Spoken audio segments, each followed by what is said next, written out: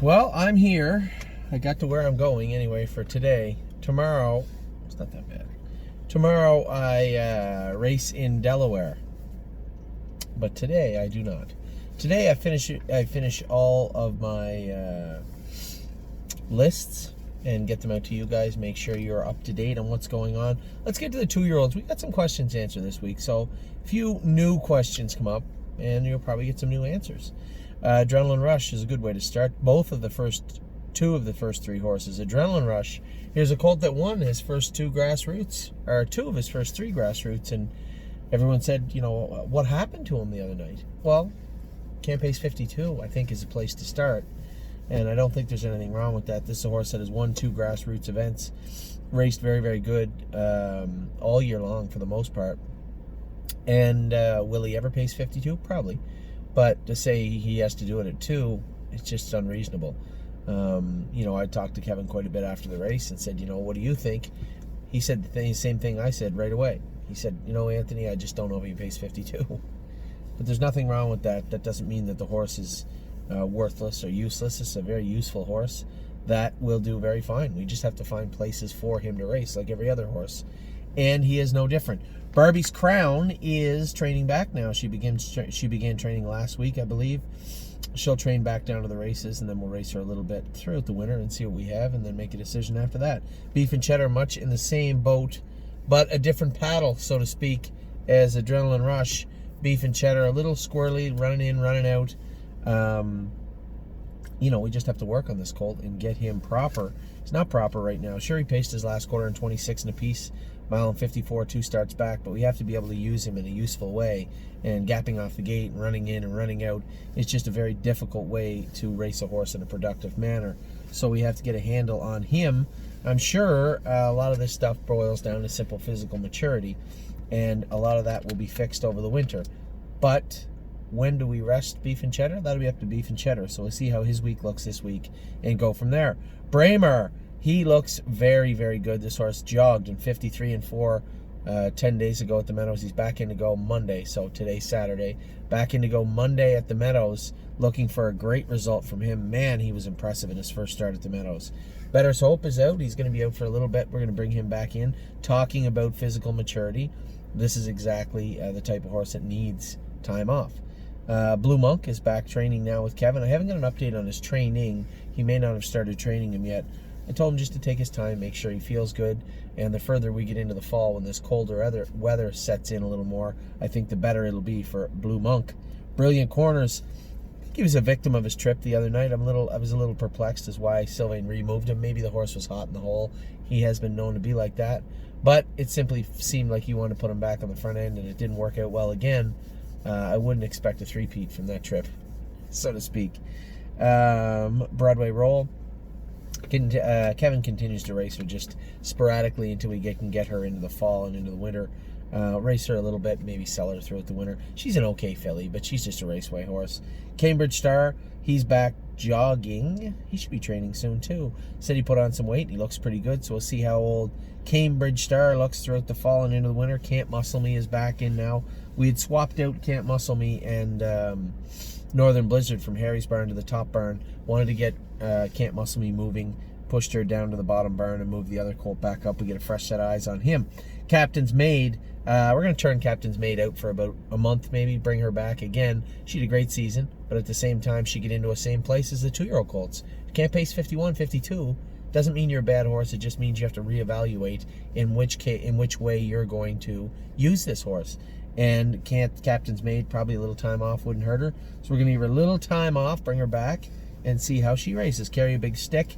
The right front's still bothering him a little bit. I think what we're gonna do with Carry a Big Stick, we had him up to the vet just to make sure there wasn't anything wrong. I was pretty sure there wasn't. This horse has always been a little funny on his right front. He's got a little dishy foot, little choppy looking foot on him. The foot isn't, let's say, as solid as you'd need it, and it's a little contracted, so a perfect foot would be your normal horseshoe you see everywhere. That's a nice sized foot. What happens with some horses is you get that foot and it's contracted at the back. So this would be your horseshoe. The foot's contracted at the back, and that heel doesn't work as a pump right? It's too stiff and tough at the back of the foot, and the horse's foot does not move in a proper manner. Takes on a lot more pressure and ends up putting a lot of pressure on the horse's foot, and then in turn that moves to this place and that place. Before you know it, he's sore right front and sore in other places because of it. So what we're going to do is we're going to get the blacksmith to widen that foot out, so open up the heels and build fiberglass on the bottom corners of that foot to support it the way it's supposed to be supported. So Felix is going to do that on Tuesday for Carry a Big Stick, and we'll get him training soon. Cut the Line is training down now. Mario said she's been doing, no, getting her mixed up with Keystone Raven. I believe Cut the Line is back in now. She's just jogging. Keystone Raven is training. Cut the Line, I don't believe, has started back training yet. Eternity Road is jogging. Johnny said, geez, he looks good. Still a little over on the right shaft a bit. I said, just jog him until he straightens up. I think the work that we had done with this colt is going to pay off throughout 2021 for us in Eternity Road. First Glance paced 53-4 the other night. 28 on the end of it. $0 made. So I think he falls into another category, same as Adrenaline Rush. Even Beef and Cheddar Brilliant Corners, where if they can't do, let's find a spot for them. Let's just not keep beating ourselves against it, beating your head against the wall, thinking somehow you're gonna catch an easy class and draw good and get this. Just put the horse where you can win, and I think that's what we're gonna do moving forward. A couple of these horses only have 2 or 3 starts left at most anyway, and First Glance is one of them. Just race the horse where you can win. Fox Valley Britska's in Monday. Drew the trailing post at Northfield. Just like to get a good race into this horse. He's had a rough summer. He just didn't pan out in Indiana, and I thought he was a better horse than he showed. Hopefully we'll see a flicker of that on Monday. Frilly Fringes, Johnny was just asking me what the schedule looks like for her. There really isn't one. Train her down, we'll get her to the races. If she's at the races, hopefully she turns in to be a nice filly. That is the plan for Frilly Fringes. Girls with Swirls, same type of thing. Get her trained and train her down, see what we have. Gray is the New Red is racing tomorrow at Delaware, like 10 drives tomorrow. She's one of them. We'll see how she races. Wait, no. Is that right? Yeah, that's right. GW Chrome is almost ready to go again. What a story behind this guy. He had a decent start to the summer, and then we were starting to get him geared up to race in the Buckeye, and he got lame. He got cast and kicked the wall or got caught in the gate, and it was just a mess. He was crippled for 2 or 3 weeks. Now he's starting to come back around. Jason trained him with no trotting hobbles on yesterday. Said he was very, very good. Italian Grit's out in the field. We'll bring him back in. When we bring home Let's Roll On, we'll bring that guy home also. Start training him, try and race him throughout the wintertime and see what we have. Eglaire AM is coming to Pennsylvania. She's going to race 2 or 3 starts at the Meadows. Go to Philadelphia. She's a stake in Philadelphia. Obviously, that's a progressive step. We need her to race better. Then go to Philadelphia. I believe she will. I'm a Lovely Lady is going to be in the Ohio Breeders this coming Wednesday, I believe, in Delaware. I'm Hill on Wheels. We're about a week away from crowing that left hind leg, and then we will give him another 3 weeks in the stall. Small paddock, big paddock, start jogging him back. Probably from the time when he sees the harness next will be mid-December, I think. Jazzy Judy drew a very good class in her first lifetime start. She qualified well. She's in to go Wednesday at Delaware. I got to get my Delaware license. Better call Jim and ask him about that. Jesse Balboa is back in now jogging. He'll begin training in a couple of weeks probably. Keystone Raven is back training now. Mario said she's training very, very good. Let's Roll On is out in the field. He's going to be coming back when the horses, I believe, ship back from Ohio to go back to, and when we pull all the pegs and head back north, Let's Roll On will be coming with us. Miss Meringue, she's got 1 start left. Tough division on Tuesday. No. Monday, I think. Yeah, Monday. And Brett Miller is going to drive her. That will be her last start of the year, and then she'll be going out to the field at Winterwood. Mama Knows Best. She's still got the consolation for the Sire Stakes in another 3 weeks. So she's got 1 Buckeye. She has to win to get in. She drew in against that filly on the rail that's won a bunch of races this year. So it doesn't look good for her, but at the same time, we'll give them our best shot on Tuesday, and then we'll move on. So that would be at least 2 more starts for her, if not 3, and then the year's over for her. My Jazz got Wednesday, got the Ohio Breeders also. No free lunches in to go Monday night at Mohawk. Northern Blizzard needs to qualify. Actually, he doesn't have to qualify. If the same COVID rules apply, unless they change the rules back, a break off a qualifier, he does not have. Oh wait, now he's got 2 breaks in a row. He has to qualify. Off-Road Hanover is training down. Is jogging now. He'll be training down soon. Perfect Record race decent the other night. I suspect he'll have another start. We'll decide where we're going with him. It's true there is a stake race for him, but there's a lot more than just this isn't the same as the Rooney Blue Chip thing where there's 5 in a race going for 45. No, that's not there.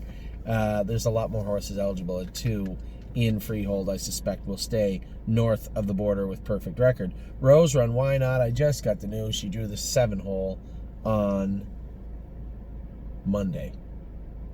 Tuesday. Damn it.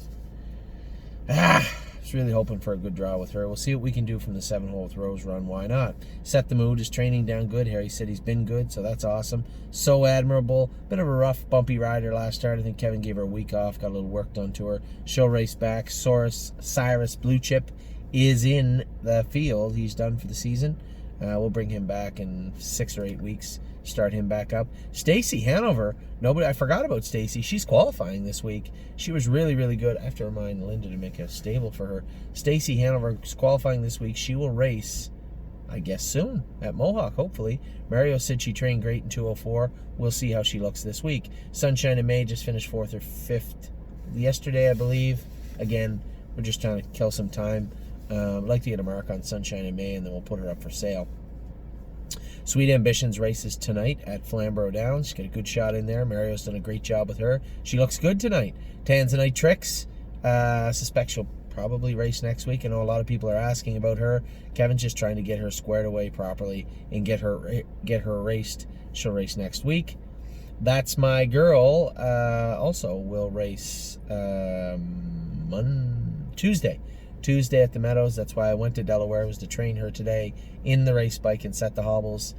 Everything is good for That's My Girl on Tuesday. Tipsy and Dixie, big update. She finished 2nd in 2 minutes today in the grassroots. A good mile from her. Johnny called and said, gee, she raced awesome, looked really good. First over, raced well.